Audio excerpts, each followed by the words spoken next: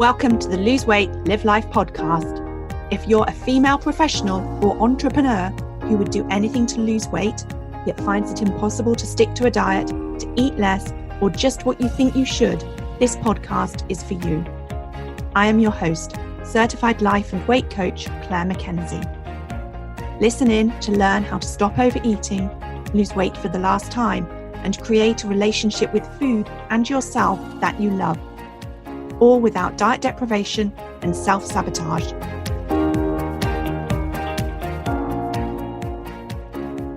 Hi everyone, and a very warm welcome to episode number 3.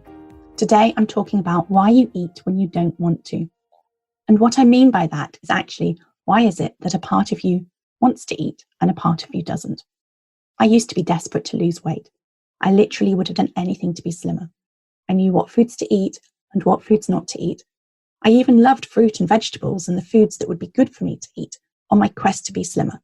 And yet I still ate chocolate and ice cream. I still had too many crisps and dips on a Friday night. And when I ate these foods, sometimes I would feel conflicted, and other times I would simply forget that I didn't want to eat them until I stood on the scales on a Monday morning. I used to wonder how something so important to me could be so easily forgotten after a glass of wine, or when crisps and dip were offered, or when the artisan coffee shop had a particularly amazing selection of cakes on display. How could I be so capable in so many areas of my life, and yet so incapable of something that should be relatively easy, simply not eating too much at mealtimes, and not eating or saying no to food between meals? And when I was questioning myself and wondering why I was so incapable, why I couldn't stick to a diet, I blamed myself. I started to think that maybe I was flawed in some way. I felt so frustrated, so full of shame about my inability to lose weight and to keep it off. And I know that I wasn't alone in thinking and feeling this way. My clients tell me it's how they feel too. So if you can relate, today's podcast is for you. Listen in and you will learn why you eat when you don't want to. You will understand you're not a failure. You're not flawed. You are perfect just the way you are. So there are 4 main reasons why we eat more food than we need, and foods that don't help us on our weight loss journey. And I'm going to go through them all now. First, I'm going to talk to you about over-desire and your brain. Then we're going to examine emotional discomfort and how that contributes to overeating. Then we're going to talk about insulin imbalance. And lastly, I will explain how society and industry are contributing to the problem.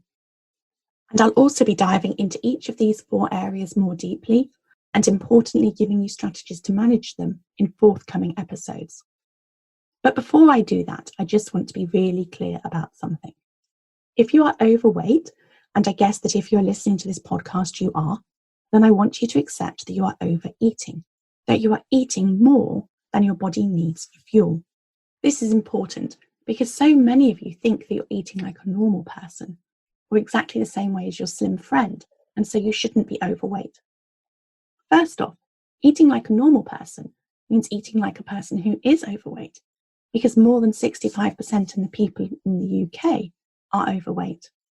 And secondly, even if you eat the same as your slim friend, or being overweight is genetic because it runs in your family, or you are taking medication which means that you gain weight or it's difficult for you to lose it, or you have a medical hormone imbalance. Even if one or more than one of these is true for you, if you are overweight, you are eating more than your body requires for fuel. You may have very valid reasons for why you are overweight and why you don't deserve to be overweight. But do you want to use time and energy justifying those reasons? Or do you want to 100% own your excess weight so that you can 100% own creating the solution for you losing it? So let's talk about over-desire and your brain. Did you know that you are programmed to eat? Your primal brain's job is to compel you to do life-preserving activities and to stop you from doing life-limiting activities. And eating is a life-preserving activity. Now, your brain compels you to do life-preserving activities because they are pleasurable.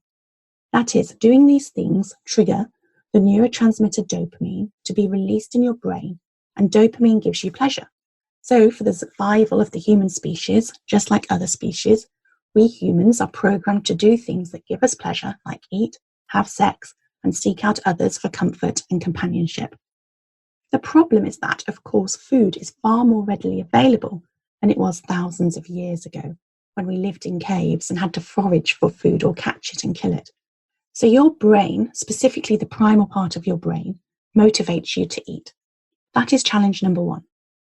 The second problem is that our primal brain is programmed to make us do things to avoid pain. Now, thousands of years ago, this would be things like induce fear of wild animals so that we stayed safe in the cave and didn't risk going out unnecessarily in case we were eaten. But because the world in which we live today, we don't have the same risks of physical pain like we did all those thousands of years ago, today we have learned to avoid discomfort. Now, that discomfort may well be the discomfort of being cold or the discomfort of sleeping on a hard floor, but it's also very much the avoidance of emotional discomfort, negative emotion, emotional pain. Those feelings, remember the model framework from episode 2, those feelings, the vibrations in our body that don't feel good, feelings like loneliness, stress, boredom, and we've learned to dull, numb, or temporarily suspend those feelings by eating food that gives us temporary pleasure. So we eat to avoid emotional discomfort.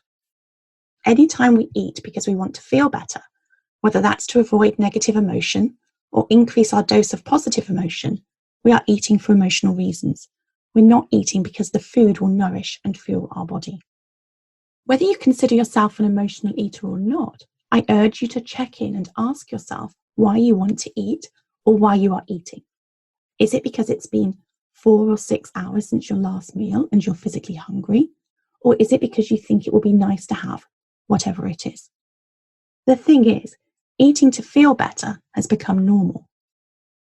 The third thing I want you to consider is what's happening in society and the food industry. We humans added fuel to the overeating problem and are fanning the flames. The food industry knows that we get pleasure from eating food, and they know that concentrating and refining food increases the amount of pleasure we get from eating it. This is why foods that are highly refined, such as biscuits, chocolate, crisps, cake, and alcohol, tastes so good. They are not naturally occurring. When we eat some chicken breast or some fruit or vegetables, we get a little tiny bit of dopamine from them, which feels good.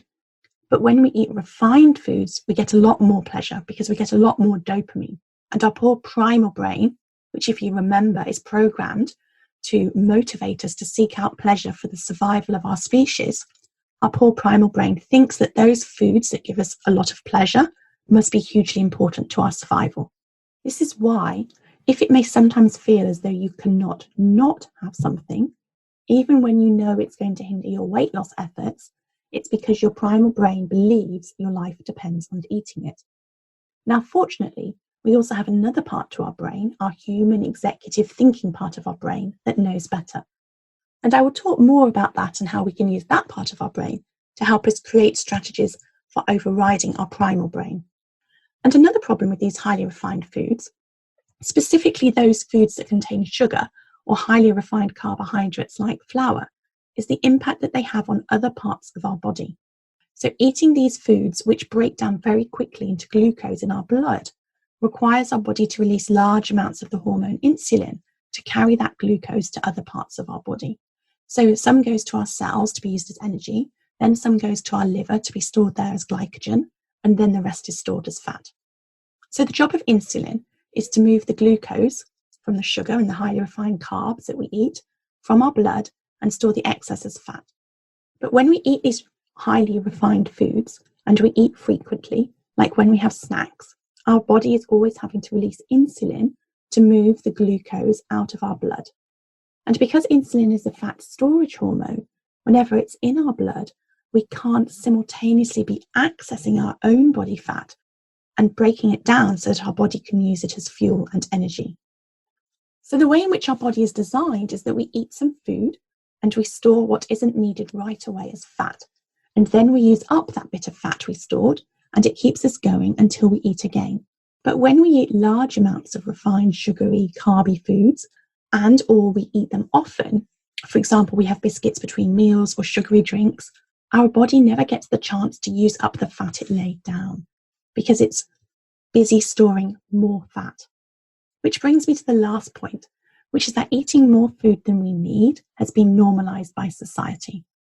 We go out for dinner and have 3 courses of food. We have parties as children that are laden with more fat and sugar than a tiny human could possibly need. We say that we are treating ourselves when we meet a friend and have cake with our coffee, or have a glass of wine and some crisps with a colleague after work. We feel that we need to offer food or snacks if we socialise at home with friends. When we go to the cinema, we buy chocolate or popcorn or crisps and dips to eat whilst we're watching the film. And none of these examples are about giving our body the nutrition and fuel it requires to be healthy. Food has become entertainment and a way of connecting with people. And that's fine until it's not.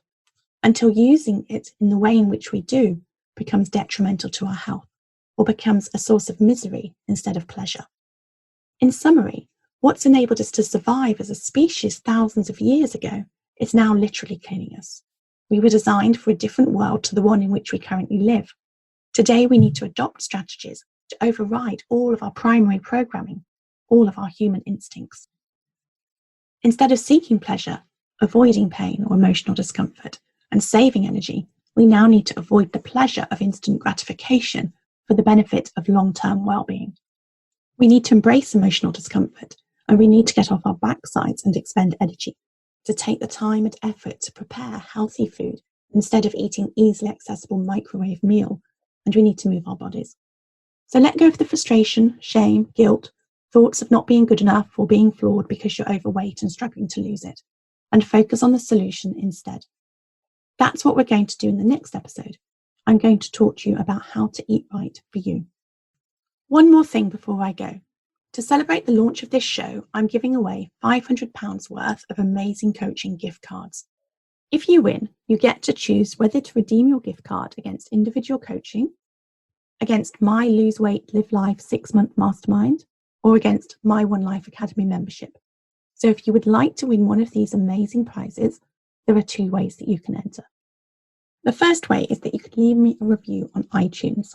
Now, I hope you've enjoyed listening. And of course, if you feel this podcast episode was 5-star quality, then that would be amazing. But more importantly, I want your honest feedback so that I can incorporate it into future episodes and make it even better. And of course, all reviews get entered into the prize draw, no matter how many stars you give me. Now, unfortunately, iTunes doesn't share the details of who's left a review. So I need you to save a quick screenshot of your review and email it to me. My email address is Claire, clair.mackenzie, MACKENZIE @sparklediscovery.com. And if you're unsure how to do a review, then go to www.thebestyou.coach/podcast launch for all the details. And the second way that you can enter is to share one of my social media posts about this podcast with your friends on Facebook. Again, to be entered into the prize draw, take a quick screenshot and email it to me at claire.mackenzie@sparklediscovery.com. Do both and you'll get entered into the prize draw twice. And if you didn't quite catch all these details, visit www.thebestyou.coach/podcast launch for step-by-step instructions of how to leave a review and how to enter the prize draw. If you enjoyed listening to this podcast and are ready to live a more intentional life, lose weight as a part of that journey, and create a relationship with food and yourself that you love, then I would be honoured to be your coach. There are 2 ways that you can work with me. You can join my monthly membership program, My One Life Academy, that gives you self-paced learning, supported by twice-weekly live calls and a whole lot more. Or you can join the waiting list for my next 6-month Lose Weight, Live Life group coaching mastermind intensive.